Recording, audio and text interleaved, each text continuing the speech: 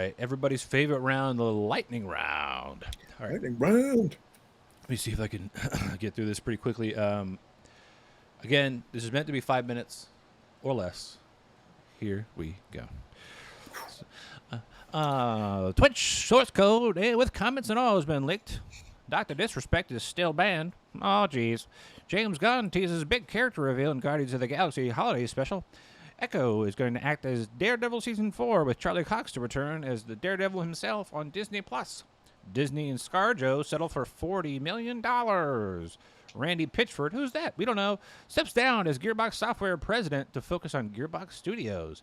And the IATSE pending strike gets approval. This is what I want to talk about. I also want to, I think me and you have guesses at who's going to be the big reveal in the Guardians of the Galaxy Holiday Special. Yeah. I'm leaning Blade because of recent posts, but I could be definitely wrong. Yeah. I'm leaning more towards Adam Warlock. And that makes more sense. Spacey. Yeah, just because of the tag at the end of Guardians 2. Right. That showed Adam Warlock's cocoon. Yeah. Adam. Yeah. Adam. Yeah. Yeah. So that's my thought there. And the reason we're talking about this, in case you don't know, is that James Gunn put out a tweet that suggested that there was going to be a brand new character introduced in the Guardians of the Galaxy holiday special. Yes. But the IATSE, the International Alliance of Theatrical Stage Employees, recently got approval for a strike to come up. So evidently, I'm going to quickly read from the. I'm not going to paraphrase, so I'll do a terrible job of it. I'm going to read from the Time Magazine article, just like the first paragraph or two, to get everybody kind of a gist here. The IATSE represents an array of film professionals, including cinematographers, camera operators, hairstylists, makeup artists, and script coordinators. Union members say that working conditions, which have been long difficult, have been exacerbated by the pandemic and a streaming era in which demand for content has skyrocketed. Through this strike authorization, they are demanding better wages, longer rest periods, a bigger cut of streaming profits, and a level of respect that they say they are not treated with. Matt Loeb, who is the president of the IATSE, says our people have basic human needs like time for meal breaks, adequate sleep, and a weekend. For those at the bottom of the pay scale, they deserve nothing less than a living wage. I'll really quickly read this next little bit. The strike comes at the end of a 3-year contract between IATSE and the Alliance of Motion Picture and Television Producers. Negotiations for a new contract turn acrimonious, by the way, which I had to Google or look up. Acrimonious meaning bitter and angry. You know, that's a SAT word. Acrimonious the summer before falling apart, with the deadline, first one being July 31st and then September 10th, sailing without any agreement. Between October 1 and 3rd, members of IATSE voted overwhelmingly for the strike. These numbers are what blew my mind.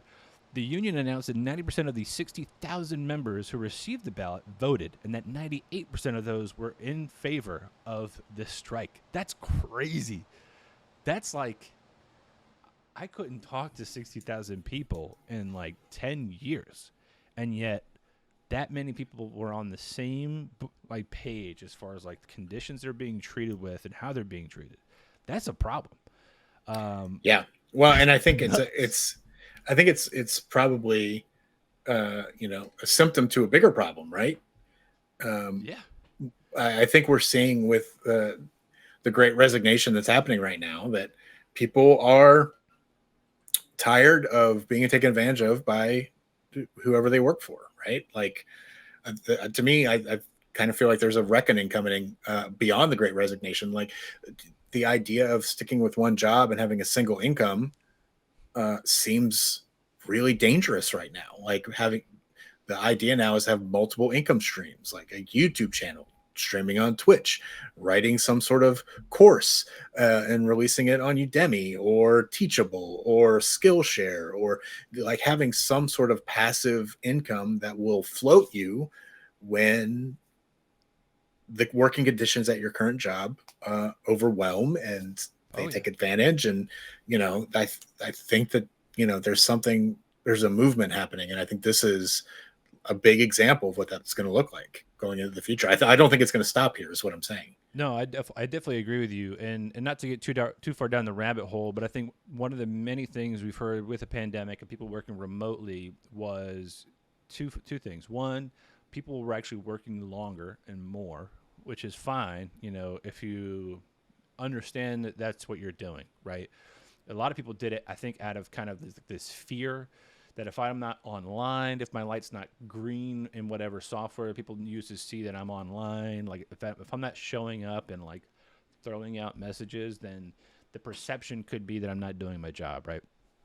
Whereas if you're physically there, someone physically sees you clacking away on keys or whatever, you're physically doing your job, then there's that impression that people appreciate the value you're putting in. But when you're out of sight, you might feel that you're out of mind and not respected or appreciated at your job. This, unfortunately, Right. is a little bit different because obviously they've got to be on site. And then on top of that, they understand that in a pandemic, they're lucky to have the jobs, right? Like they're lucky to Right. be able to be physically around other people and do the working wage. So they're going to work even harder. And I think to your point, they're people that are taking advantage of that. Yeah. And it's an easy slope to slip into. It's easy to come to expect a certain level of productivity and forget the times when just 2 years ago that would have been like a hard 2 weeks, and then people are burnt out and they got several days off because they need to sleep or recuperate Yeah. or do whatever fills up their engine back to neutral. But yeah, I'm interested to see what happens here. The next paragraph, a little anecdote says if the strike moves forward, it would be the first major walkout of Hollywood workers since World War II. That's crazy. Wow. Yeah. Wow. Yeah. It's Our friend of the show, Sam, was saying it was going to be bigger than the writer's strike that essentially ruined the show Heroes. and caused two half seasons of Entourage. Yeah. Yeah. That's what I remember. But yeah, you're But right. It but did I actually think ruin that show. It was brutal. it did. Yeah. But I think one of the bigger uh, the company that probably is the worst is probably Marvel Studios, because they've been able to collapse movie production from, like, it used to be a 2 or 3 year cycle. You start, planning it out and filming and editing and finishing up the CG, and it would be a 2 or 3 year cycle. But I think they got it down to like a year, That's crazy, which man. blows my mind. Right, like a lot of that's Yeah. through previs, because I know Marvel is huge into like basically animating the whole movie before anything happens. So, well, after the script, but like Right. then the director comes in and watches the previs and then kind of like puts their spin on it. But from what I understand, Kevin Feige essentially writes all these, like, puts all these movies together before the movies actually get shot. So Wow. it's kind of like on rails Yeah. filmmaking, sort of. At a certain point, you're just doing what the colors say. Oh, this is number Yeah. 2. I fill it in with blue. Right. Yeah. Yeah.